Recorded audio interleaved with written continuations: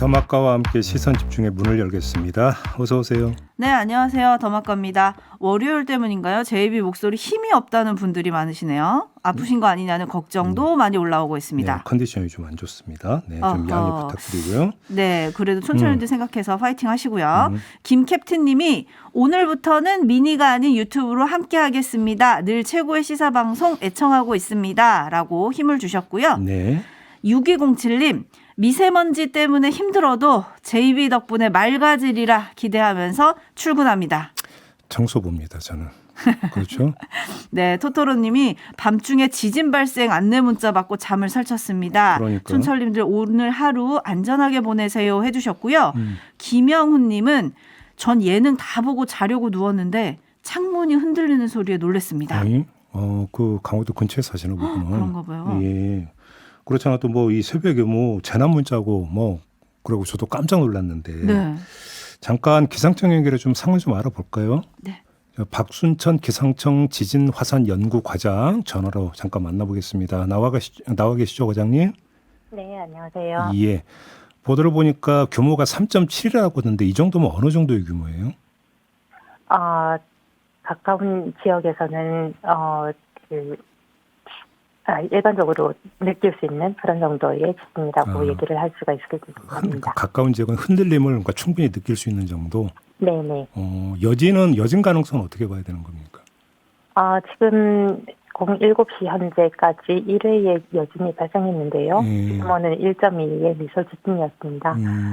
일반적으로는 이 정도의 규모 4 이하의 지진인 경우에는 작은 규모의 여진이 수일 동안 지속이 될 수가 있습니다. 예. 그렇기 때문에 때로는 상대적으로 규모가 큰 여진이 발생해서 진동이 감지될 수도 있기 때문에 안전에 유의하시기 바랍니다. 이게 뭐 전진이 있고 본진이 있고 여진이 있다면서요. 그러면 지금 새벽에 있었던 3.7 규모의 그 지진이 본진이라고 봐도 되는 거예요?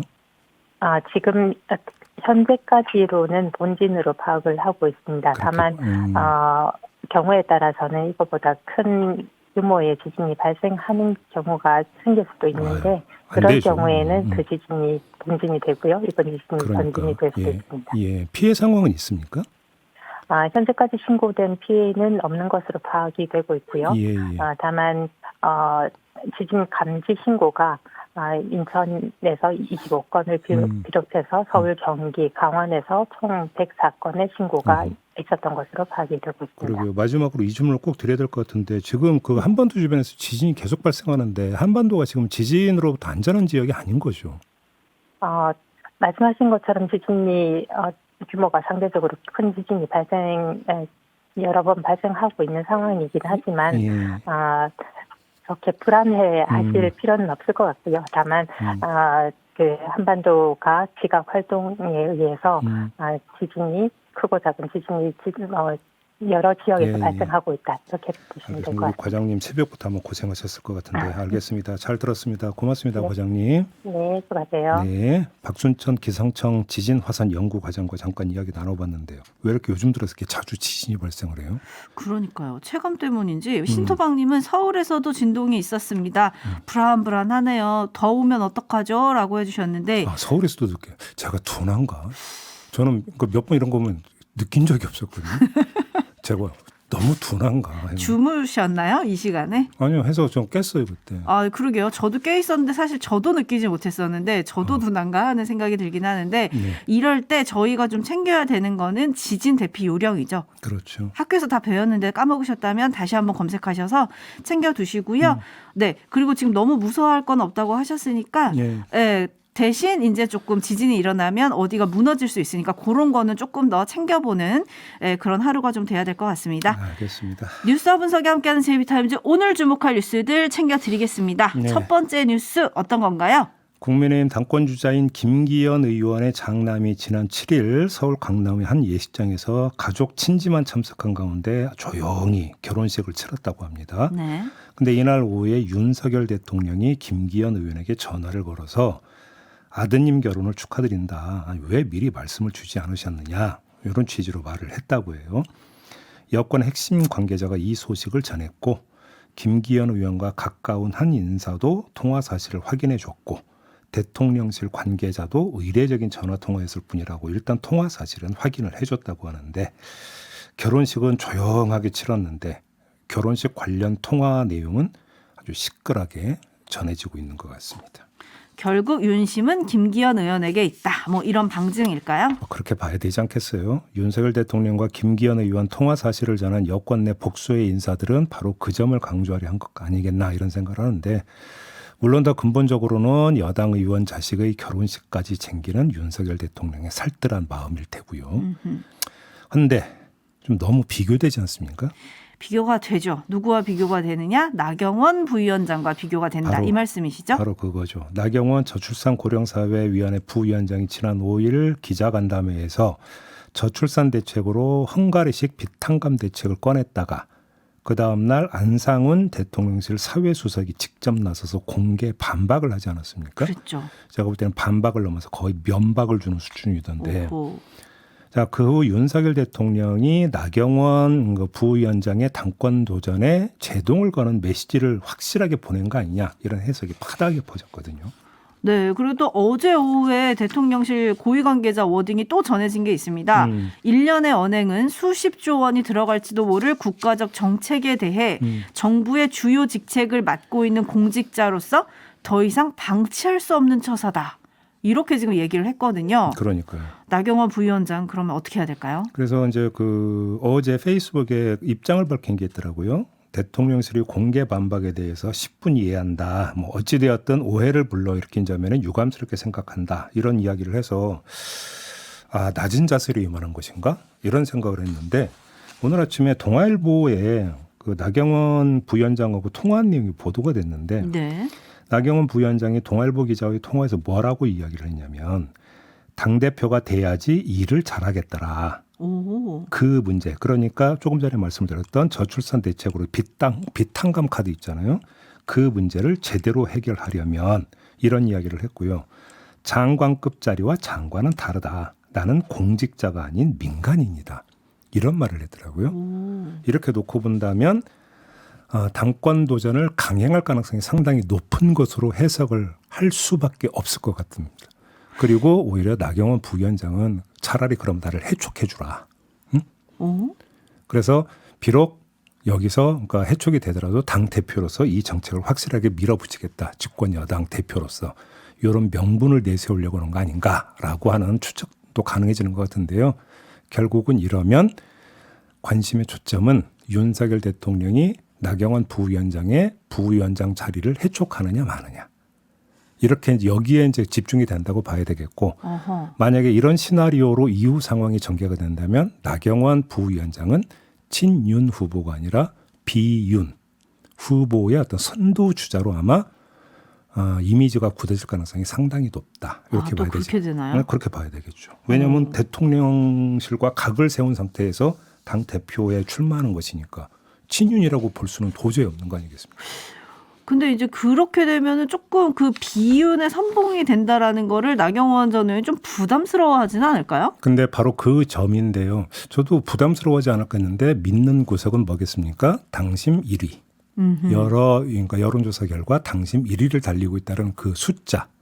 이거를 지금 의지하고 있는 게 아닌가.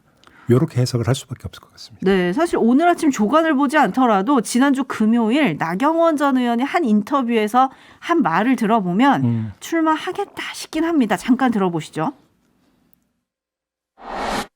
전당대회 모습을 보면서 이 관전만 하는 것이 맞느냐에 대한 고민이 깊어졌고요. 그래서 좀 더 조금 마음을 조금 굳혀가고 있는 중이다. 굳혀가고 있는 중이다. 이런 얘기를 했거든요. 물프레님이 너무 티내는 거 아닌가요? 라고 해주셨는데 이거는 나가겠다는 나경원 전 의원 그리고 나오지 말라는 대통령실을 향해서 하는 촌철인 것 같기도 하거든요. 그냥 대놓고 지금 그 입장 밝히고 있는 걸로 해석이 되겠죠. 지금 대통령 관계자 입에서 대실망이라는 표현까지 나왔거든요. 그러니까요. 근데 전 또 이게 궁금하더라고요. 대통령실에서 여당 전대 구도에 영향을 줄 수 있는 말을 이렇게 막 하는 거는 괜찮은 겁니까? 이제 바로 거기서 이게 해석의 영역이 넓은 게 나오는 게 대통령이 위촉한 부위원장으로서의 처신을 우리는 이야기하는 것이지 다른 게 아니다. 이렇게 얘기하면 뭐 어떻게 하겠어요? 형식 논리상으로. 아하. 형식 논리상으로는 그렇게 주장할 거 아닙니까? 아니, 그렇군요. 그러니까 위원장은 대통령인데 왜 대통령하고도 상의 없이 그런 중요한 어떤 정책 카드를 미리 이야기하느냐. 또 그러니까 대외적으로 내놓는 논리는 이거고. 그럼 그건 당권 구도고 상관없이 저출산 고령사회 위원회 범위 안에서의 어떤 논박이라고 볼 수 있으니까요. 네. 다 그 길은 있다. 이런 말씀을 드리는 겁니다. 그런데 오늘 안철수 의원이 출마 선언을 하는 날이잖아요. 네. 김장김치도 3월이면 쉰다. 뭐 이런 말로 김기현 의원을 좀 저격하기도 했는데. 근데 요즘은 김치냉장고가 있는데. 김기현 의원이 그 얘기했습니다. 아, 그래요? 그래서 김치냉장고가 있어서 잘 보관이 된다. 이 말로 맞받아치긴 했거든요. 근데 그러면 오늘 출마하는 안철수 의원 얘기를 제이비가 하지 않으셔서 제가 좀 물어봤습니다. 변수는 안 됩니까? 넘어가도록 하겠습니다. 어머. 네, 다만 김치냉장고가 과연 무엇일까? 현실 영역에서. 요게 좀 궁금한 거 아니겠습니까? 오히려. 네. 알겠습니다. 넘어가겠습니다. 지켜보죠. 네. 제이비타임스 다음 주목할 뉴스는 어떤 겁니까?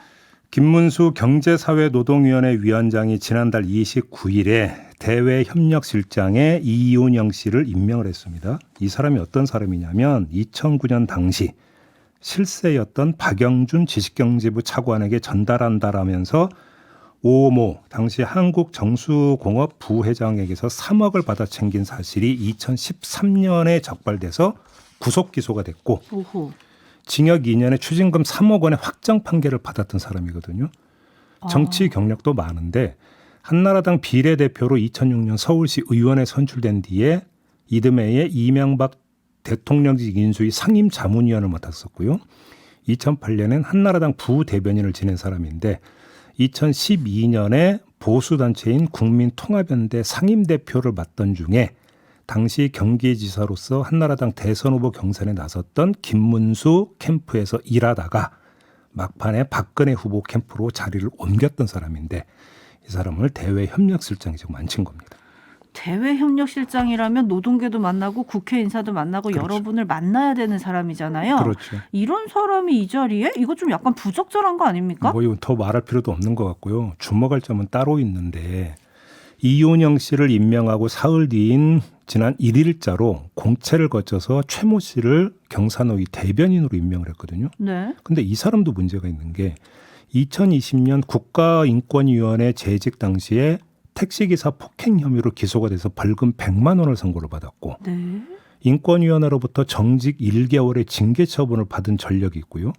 이후 법무부로 자리를 옮겼는데 법무부 내부 감찰 결과 하급직 직원한테 특정 업체와의 수의 계약을 종용한 의혹이 발각돼서 또 정직 3개월의 징계 처분을 받은 적이 있었습니다. 그런데 이 사실을 알게 된 이런 사람이 대변인으로 발탁된 사실을 알게 된 김문수 위원장이 어떤 반응을 보이느냐 주목거리가 바로 이건데 한겨레 보도에 따르면 어떻게 이런 일이 발생할 수 있느냐고 경로하면서 절차상 문제가 없었는지 다시 점검하라고 지시했다라는 거거든요. 자, 그럼 여기서 한번 물어봐야 되는 거 아닙니까? 성격상 거의 동일한 인사를 며칠 사이로 인사를 해놓고서 어떻게 이런 일을 읊조리는 것이 과연 적절한 것이냐.